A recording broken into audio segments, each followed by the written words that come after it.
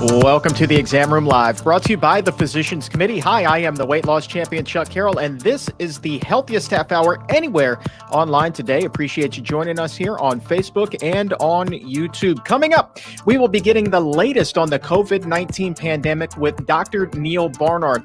As we head into the holiday season, cases are continuing to surge, the country setting new records seemingly by the day. So where do we stand now, and what's the latest on the vaccines that are in development? We'll be catching up with Dr. Neal Barnard momentarily to get all of that information. Plus, we're going to be opening up the doctor's mailbag today, so go ahead and send in your questions. You can tweet them to us using the hashtag ExamRoomLive, or you can put them in the comments or the chat box right now. Also today, it is Motivation Monday, and best-selling author and educator Nicolette Richer, she is here to share how she's been transforming people with chronic disease into conquerors of their conditions, and she's doing it largely through nutrition. Looking forward to catching up with Nicolette on the show today as well. But first, let's get caught up on the latest happenings. Here are your health headlines for Monday, November 16th, 2020. And we begin with the coronavirus pandemic and the explosion of cases in the U.S., the spread showing no signs of slowing despite new restrictions that are being put in place. Since Friday, nearly 500,000 new cases being diagnosed, bringing the total number of infections now to more than 11 million.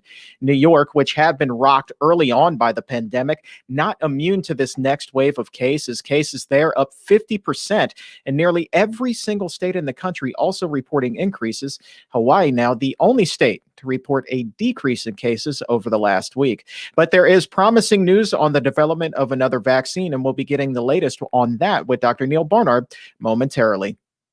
Turning now to nutrition news, there is new evidence that eggs are not all that they're cracked up to be. New research shows that eating the popular food can significantly increase your chances of developing diabetes. A study of more than 8,500 adults finds that eating just one egg per day increases your chances of diabetes by 60%. The research also shows that women who eat eggs are more likely to develop the disease than men. The study was published in the British Journal of Nutrition. And eggs aren't the only food to have their health claims debunked today. Another study now casting doubt on the effectiveness of fish oil for atrial fibrillation. Researchers in California tracked 25,000 adults for more than 5 years, finding no significant difference in the rates of arrhythmia among those who took a fish oil or vitamin D supplement and those who were just given a placebo. AFib is the most common form of abnormal heart rhythm, affecting some 33 million people worldwide. Previous studies have shown that a plant-based diet can be effective in lowering risk factors associated with the condition, including high blood pressure, heart disease, and obesity. Let's turn our attention now back to the coronavirus and bring in Dr. Neal Barnard to paint a clearer picture of where we stand as we head into the holidays. Health officials are urging people not to travel this Thanksgiving, saying that the risk is just too great as cases continue to increase exponentially. But there is promising news with the development of another new vaccine today, that perhaps now light at the end of this dark tunnel. Dr. Barnard, let's get caught up to speed here. Where do we stand right now with COVID-19? Yeah, it's a rapidly moving picture, Chuck, I have to tell you. Let me show you some of the latest statistics. I want to start by looking at just the infection rate. This is from the very beginning of the pandemic to where we are as of today. If you can look along the bottom x-axis, it starts in March, huge initial spike. And these are cases, a number of people who caught the virus, not necessarily dying of it. And then it started to kind of cook along through April and May, but it was gradually dying down. And then in the summer, it started to pick up again, as we all have seen. The dotted line about 3/4 of the way across to the right, that's today. And what you can see is that things are heating up again. Things are not looking good. They're about where we were back in March. The three lines really depend on what people do. If there's a lot of preventive steps and masking and that kind of thing, there'll be fewer cases. Obviously, if there's a vaccine, there'll be fewer cases. If those things don't happen, there will be a lot more cases. And that's why you see the different projections on the right. But anyway, this is the number of cases. Let's look at the number of people who actually die, because that's your really important thing. And it's about the same. For whatever reason, the virus does not seem to be quite as fatal now as it was before. And some people have suggested, well, the people who were most vulnerable died of it. And so now you have other people who are slightly less vulnerable. We don't know. People are taking it more seriously, but still the death rates are hundreds every day, pushing 1,000 per day, some days. So not good. But as you mentioned, Chuck, we do have some vaccines in development. Everybody knows about the Pfizer vaccine done with BioNTech that came out 90% effective.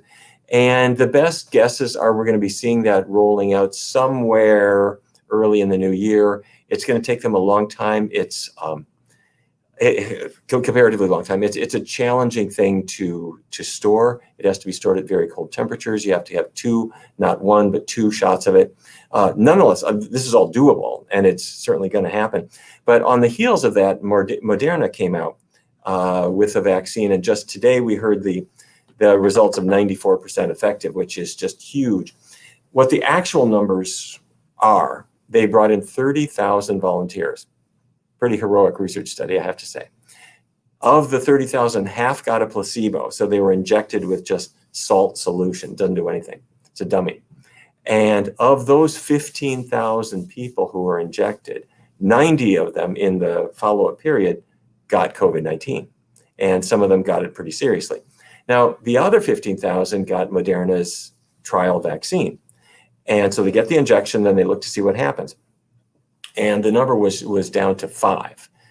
So it's not perfect, but it's as close to perfect as a vaccine can get, meaning when people were vaccinated, they're very unlikely to get the virus, and none of those 5 got it seriously.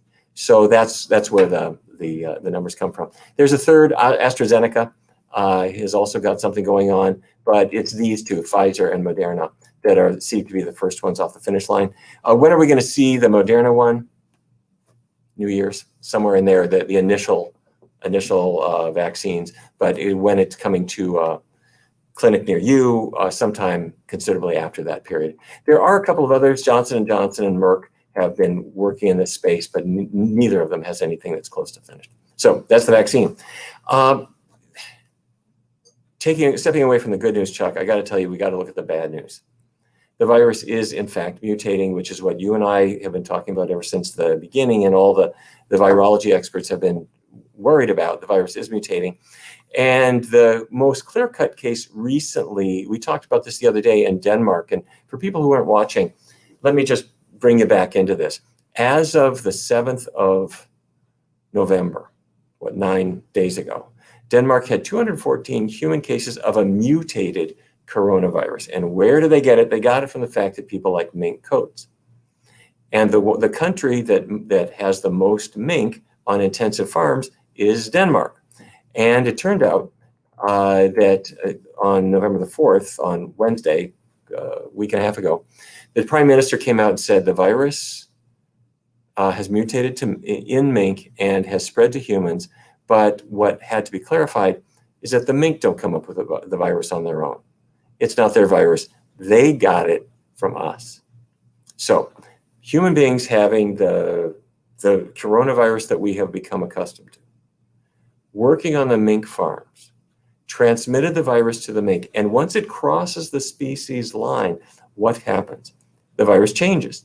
It mutates, and it becomes a different virus that can be different in its infectivity and different in its disease process and different in its response to a vaccine.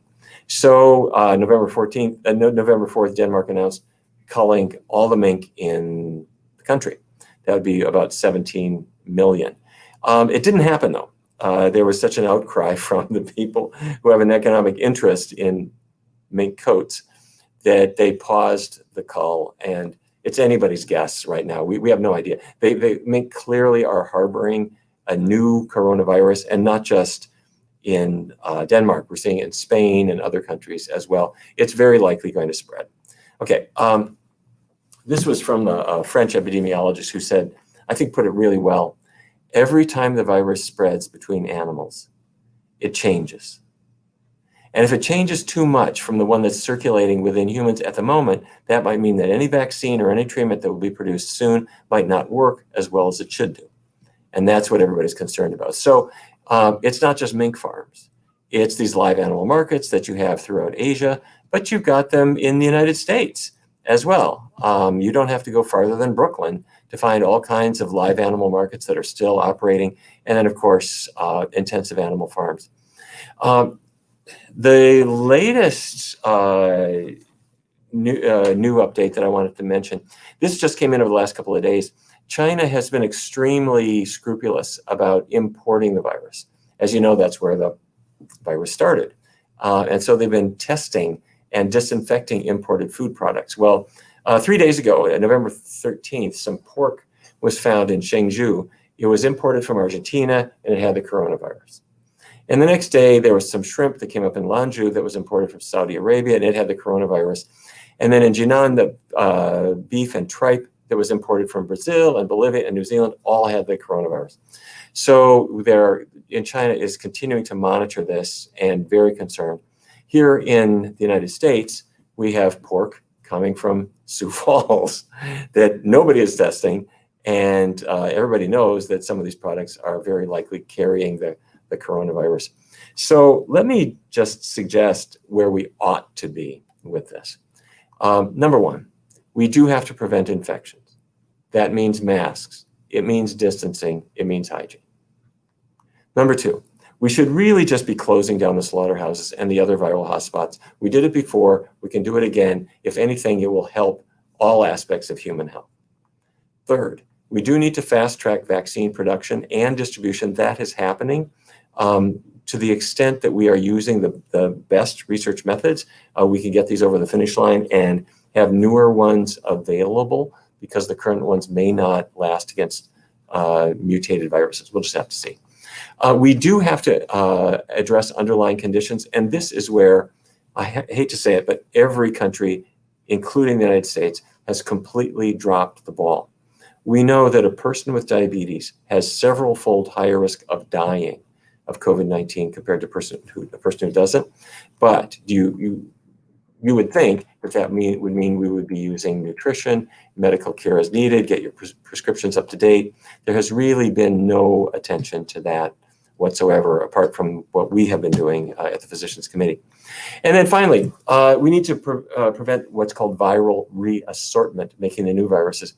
And if we ban the live markets and intensive animal farming, we've got a good shot at doing exactly that. All of these are political decisions. They are all really important. They should be made for a variety of reasons. And we'll just have to see how far we get. So back to you, Chuck. Couple of things, Dr. Barnard, I want to follow up with you about. One is the current death rate. We've seen throughout the pandemic that when we see this spike in cases, the deaths, they kind of lag behind by 2 or 3 weeks. Are we expecting, even though we're seeing the mortality rate drop, are we expecting the overall number of deaths to increase along with this spike? Yes, they will roughly parallel. There has been some improvement in the fraction of infected people who end up dying of it. That's diminished a bit, but we shouldn't kid ourselves. This is a very dangerous diet. We are a very dangerous virus, and we are expecting lots and lots of deaths in the future. And it will, just as you said, when you see a spike in cases today, look ahead a couple of weeks, and that's when the deaths are going to hit. And we spoke about this a little bit last week, but I wanted to revisit it as well. You're talking about the mutating virus. What does that mean in terms of the vaccine potential moving forward? We see obviously these promising results, but I can't imagine that the 2 vaccines that have been in the headlines over the last 2 weeks account for the mutated virus that we just saw over in Denmark. We can be optimistic and hope that the vaccines may work. There are a couple of things at play, though. The real issue is what part of the virus changes. A mutation means that the genetic material inside the virus is not the same. It's changing. And so if it makes a different spike, you remember the virus that has those little spikes around it like a cocklebur. If those spikes change, and if the vaccine was attacking the spike, then the vaccine would no longer work. However, vaccines can work by a number of methods, and they may not be attacking the spike. So we'll have to see. With the influenza vaccines, as you know, they're frankly not very good. The ones that we use every year, they will reduce influenza that year, but beyond that, the virus is always 2 steps ahead of you. So you've got to be making new vaccine and a new vaccine and a new vaccine. So those are the reasons why you do need to have vaccine production be up to date, but you also need to slow down the reassortment. To do that, you've got to keep the virus from jumping species. When it jumps species, that's when you really get the new viruses so aggressively forming. And I'll tell you the last thing before we go ahead and open up the doctor's mailbag is that my wife actually sent me a link to an article that was published this morning on TMZ of all places, spotlighting a wet market in New York City and the connection there with COVID-19, the potential for an outbreak. I just thought that the fact that here's TMZ, a pop culture outlet, who has picked up on this and is following that speaks volumes for the knowledge that we're starting to acquire about this and how more and more people are learning about truly the origins of this. It's very important. People have objected to these live markets anyway. For years, they've been concerned. You walk out of your Brooklyn apartment, you go down a block, and there's feathers and blood and smell and hideous cruelty. And it's something that people object to for obvious reasons. However, what have you got now? You've got a place where you're having one or more species of birds, typically, sometimes other animals in these markets. You have a certain number of people who may be clients or maybe workers who are carrying COVID. They may not know it. The virus can then leap from the human being to the animal. That's where the reassortment occurs. Now, a year ago, we didn't have that. We just had these disgusting markets. Now you've got markets with the COVID coming in and just waiting for reassortment. As Tony Fauci said right at the beginning, he said we should be banning all of these places. And by the way, I don't mean just in Brooklyn. I mean worldwide. There is no reason to have these live animal markets unless you just want to have viruses coming in on a fairly regular basis. So they should be banned. All right, really quickly, let's go ahead and open up that doctor's mailbag. Today's question comes to us from Christy. Different subject. She's wondering about coffee and tea here, Dr. Barnard. So she writes, I have hypothyroidism and it has been a struggle to give up coffee and black tea. Does caffeine really have an effect on the thyroid? Okay. Well, first of all, I'm sorry to hear that you're dealing with thyroid issues, but no, caffeine is not really a big issue for thyroid disorders, except for some people, thyroid disorders can make cardiac arrhythmias. They can be a driver of cardiac arrhythmias, and caffeine can add to that. But for the most part, there's not an issue. One exception.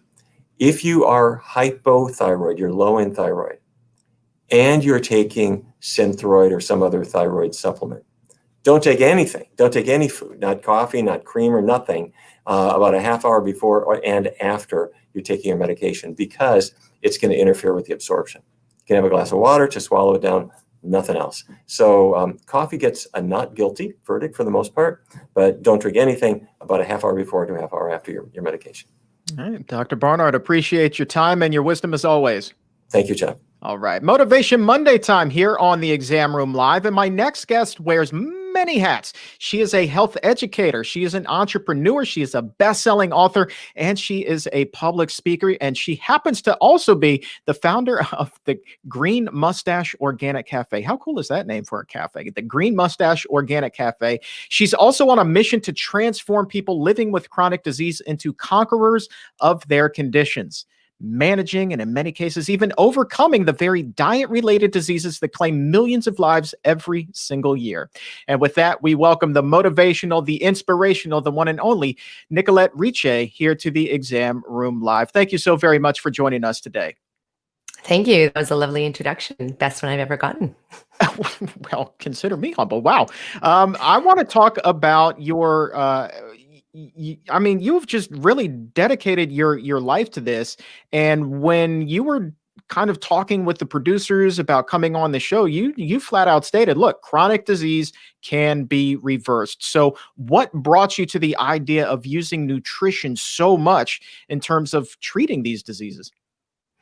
Yeah, that's a really good question. And it goes back about 20 something years for me when I had been working in government and been doing my master's and studying environmental sciences and really working in government to develop policies to protect human health and humans from all the toxins in our environment. At the same time, my best friend's father was diagnosed with stage 4 cancer, and he wasn't even offered chemo and surgery or radiation as a treatment. It was advanced. He was given about 3 months to live. Well, he ended up discovering a metabolic nutritional therapy where food as medicine, plant-based, whole food, unrefined food was the only foods he would consume. And he did that solely, and he was cancer-free within a few months. Now, this blew the doctor's minds, but it blew my mind because I had not been looking at nutrition as a method of reversing any type of disease, let alone cancer. So he was 72 years old at the time, and he ended up living another 22 years, passing away at 94 years of age. So of course, being a researcher and looking at environmental health, I started looking at this metabolic nutritional therapy that he did, which is really plant-based, whole food as medicine, and started studying that. And then that's when I left government, started working with clients and teaching clients, and then eventually opening up my own restaurant. So it started from that moment. And of course, I dove deep into the research. I mean, Dr. Neal Barnard, the PCRM, so many other plant-based physicians out there know this research. But what I realized is the public didn't know this research. So as I started teaching my clients, they started reversing their chronic diseases. And I mean, the rest is history. All right. So I think that given what we've talked about on this show for months and years at this point, we should know the answer to this, but I want for you to answer this next question in terms of somebody who is just beginning to learn about proper nutrition. The name of your book is Eat Real to Heal. So what is your definition of real food? Yeah, that's a great question. So real food is food that is grown in the ground, that comes off a bush, that comes off a tree, that is not interfered with. And so food is, an apple is real food. Excuse me, an apple is real food. A fruit roll-up is not real food. Honey Nut Cheerios, not real food. But if we look at a hard red wheat kernel, for example, that you'd have to cook for 20, 30 minutes, that is real food. So we have processed food, we have unprocessed food, and then we have super processed food. And for the majority of citizens in North America, they're eating ultra processed or processed food. So that's when we denature the potato and turn it into a French fry and fry it in oils with lots of salt. That's foods that are covered in preservatives, refined sugars, refined oils, and of course all the colorings and everything that come in the food. Excuse me, got a frog in my throat. It happens to the best of us. Don't worry about it. Hopefully that frog will leap out here momentarily. But I want to ask you one of the things that you talk about, and it gets so I get so jazzed up about this, as do a lot of our viewers, is you talk about the role that food plays in the gut microbiome, and then the connection there to all kinds of conditions, from your mental health to chronic pain to hormones and cellular regeneration. I mean, there's just so much there. So let's start with the chronic pain. When you're talking to people, when you're wearing that health educator hat and you're discussing with them the connection there, what is your message? So the message between chronic pain and our health. So our body is a constant state of inflammation from the food that we're eating. So whether you eat an apple, whether you eat a carrot, a potato, a head of romaine lettuce, it doesn't matter what foods, or if you're eating French fries and a steak or potato chips. What happens is that the body automatically responds to what is being taken in. So that will create a state of inflammation. But the thing is that that inflammation will turn off when our body is regulated, when our immune system is regulated. It'll know to recognize the carrot and all the fiber, and then the body will turn off the inflammation. When we're eating constant foods like the processed and ultra processed foods, the body won't turn off that inflammation. It actually puts it into a hyper state of chronic inflammation. When the body is in a chronic state of inflammation, trying to deal with all of those things that I said, the refined oil, sugars, salts, the high sodium preservatives, the MSG, the food colorings, what happens is that the body in that chronic state of inflammation can never heal. It can never turn off that inflammation. And then what we see is disease develop from that. Now, that obviously leads to chronic pain. So many people are walking around and, they're complaining that their joints are aching, that their back is aching, their knees are aching, their skin is very sensitive. They're developing these autoimmune disorders. And really, then this all goes back to the gut health as well, which is something that you just mentioned. And so then that further debilitates our microbiome and our gut health, which then perpetuates that chronic inflammation. So unless we turn to that real food that I'm talking about, that is unprocessed, that is cooked well or eaten raw, or the combination of both, we're never going to turn off that chronic inflammation, and we won't turn off that chronic pain. It never ceases to, just astound me and amaze me how all of this is so interconnected, and it so much begins with what's on your plate. Before we go and talk about something that you're doing that I think is absolutely extraordinary, the 22 Million Strong campaign, I also want to ask you about the Green Mustache Cafe. Talk to me about the Green Mustache Cafe. What is it? What do you serve? And how did you come up with such a righteous name? Right. Well, I'll start with the name. My daughter was about a year and a half at the time, and we were sitting around the table with some friends. And this is when I really knew I needed to take the leap out of government and do something different, but I wasn't sure what that was going to be. And we had just made a beautiful, smoothie for everybody, the kids that were playing at our house, our friends, and my 2-year-old daughter. And she took the smoothie, and it was full of berries and greens and all whole foods, and she went to go drink it, and the whole smoothie just fell on her face out of the cup. And when we looked at her, she had this big green mustache. It was quite cute. And so my dear friend at the time, she said, "Oh my goodness, look at the green mustache." And right away, I knew it was going to be the name for a cafe. And at the time,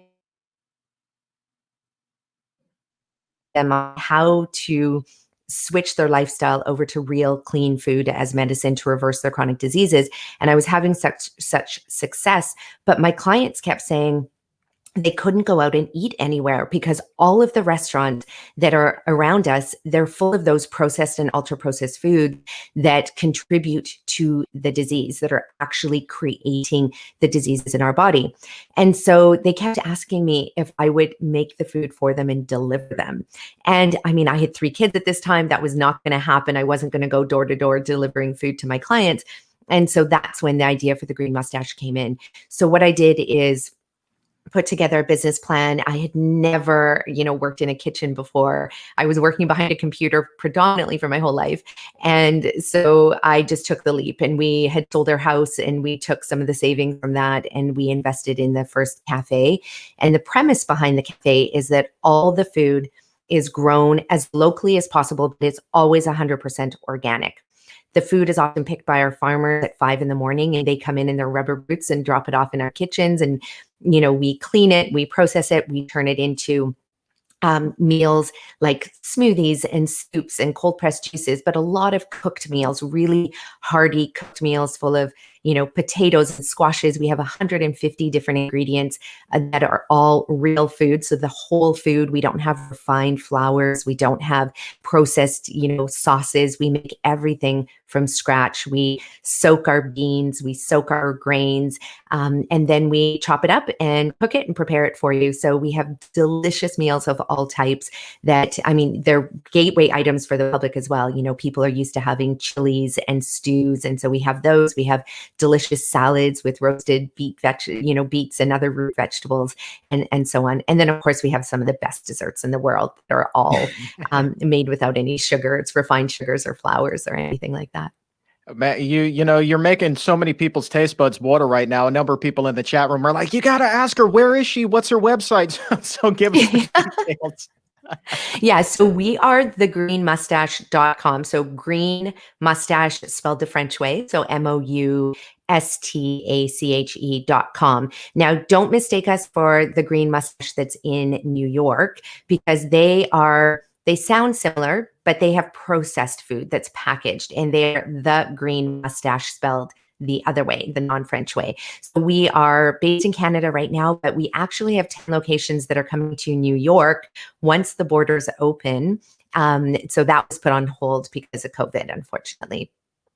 All right, let's go ahead, and I got to ask you while you're here, you are doing one of the coolest initiatives that I have heard of in forever. It's something called the 22 Million Strong campaign. What is this? What are you doing? Share it with the viewers, because the exam roomies' heads are going to explode when they hear how cool this is.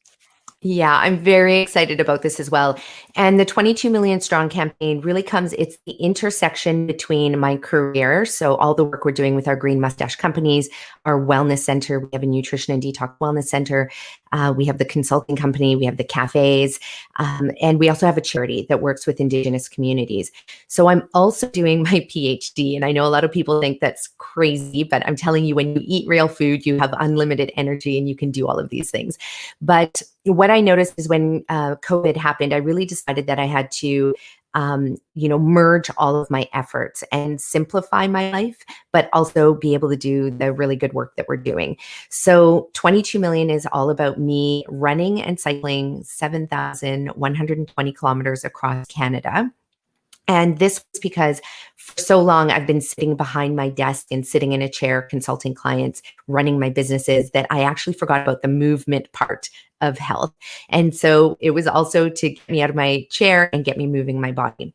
Now, along this tour across Canada from the West Coast to the East Coast of North America, I'm going to be stopping and meeting with Indigenous communities and physicians and youth along the way. And we'll be meeting around real food dinners, and we'll be discussing the social determinants to health of that particular community, looking at the barriers to these community members being able to access clean, real food, because a lot of Indigenous communities all around North America, not just in Canada, they're forced to eat out of gas stations. They don't even have supermarkets in their communities anymore.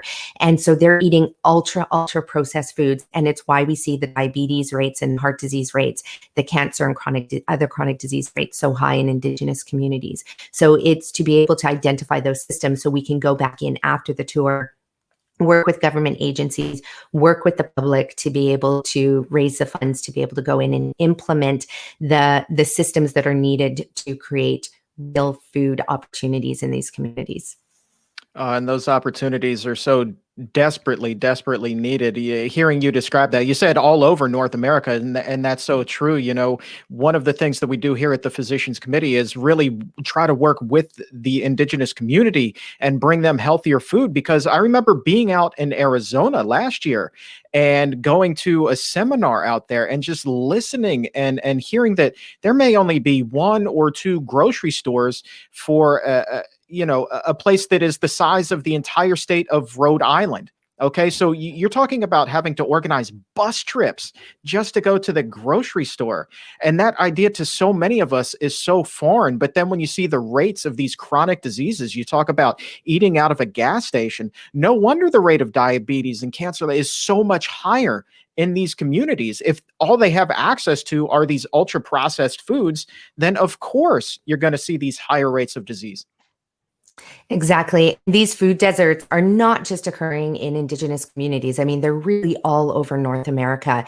And until people understand that relationship between their health, chronic disease, and what they put in their mouth, then, that's not going to change. We're going to just see desertification, not only of our grocery stores and our food systems, but actually of the soil as well. So everything, like you said earlier, is interconnected. So the great thing about, terrible things about COVID, but one of the great things that we have seen happen in Indigenous communities across Canada, and I'm sure in the United States as well, is that people, because they were at home, because they couldn't access food, they started growing gardens. And that's something we've been doing with the Indigenous communities in our area, is just, teaching people how to grow food. And this is the knowledge that Indigenous members all around the world have known for thousands of years. And so it's just really this 22 million strong tour is about helping them remember the knowledge they've held for thousands and thousands of years. And you said you're traveling how far? 7,200 kilometers? Yeah, 4,400 miles approximately. Yeah. I appreciate that. I was trying to do the math when you were saying that earlier. I was like, oh yeah, that's a long way. So where can people go to learn more about this? Yeah, they can go to all of our websites. So it's greenmustache.com, but also richerhealth.ca. That's our other company. They can go there. They can also just, Google my name, NicoletteRicher.com. They can find that information. And they can also sign up on Facebook for our 22 million strong training tribe, because I'm sharing my training program as well as my plant-based whole food nutrition program that I'll be the first woman to cross North America on a fully plant-based diet. So you can follow my training and all the nutrition programs. You can implement it yourself. We have dozens of people that have gotten up off the couch that are now running and cycling anywhere from an hour to 5 hours a day. They're literally following my training program, and it's been very exciting to watch that as well. And what's the target for when you're actually going to embark on this journey? June 1st in 2021. All right, June 1st, 2021. So that's what, 8 months from now. So 8 months of training. but I mean, well, you best be training, because that is a long way. I mean, but you just seem like you're so motivated. Clearly, you're eating the right things. I have no doubt that this is going to be a successful journey for you, and you're going to bring help to so many people. So really, my hat is off to you. Thank you so much. Yes, I'm going to need all the cheering on that I can get. So yeah, if anybody can support just by joining our training tribe, that would be amazing. You got it. And I will be your number one cheerleader here in the Washington, D.C. area. So go, Nicolette, go. Thanks so much, Chuck.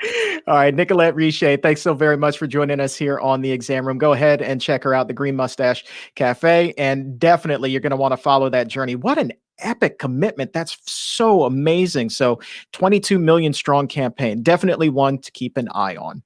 And you're also going to want to keep your eye out for the show here tomorrow. Tomorrow we have a fascinating show with Dr. Hannah Kaliova. She's going to be back. Whenever she's on the show, she brings the science and she brings it strong. So tomorrow we're going to be looking at soy and how that may actually help prevent dementia.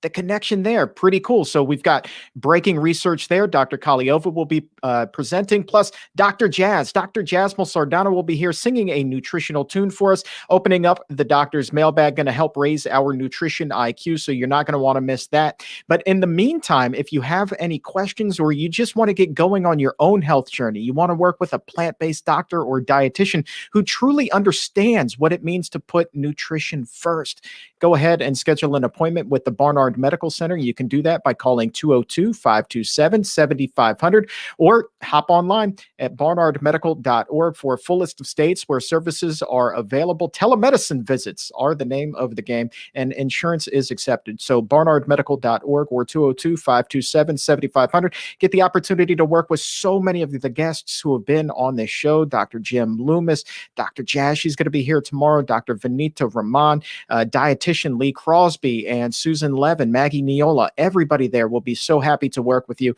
So all you need to do is hop over to barnardmedical.org or call 202-527-7500 to schedule your appointment today. And for today, that, my friend, is all the time that we have. I want to say thank you once again to Nicolette Richer for joining us and sharing that incredible story with us. Such a cool thing. 22 million strong campaign. I love that. And I also want to say a big thank you to the crew behind the scenes that helps make the show what it is. Thank you, guys. And to you who is watching right now, my exam roomie, you guys are the reason why we do this show. Thank you so very much for tuning in. And on behalf of everyone here at the Physicians Committee, I am the weight loss champion, Chuck Carroll. We will talk to you again tomorrow. But until then, stay safe, take a stand, and keep it plant-based.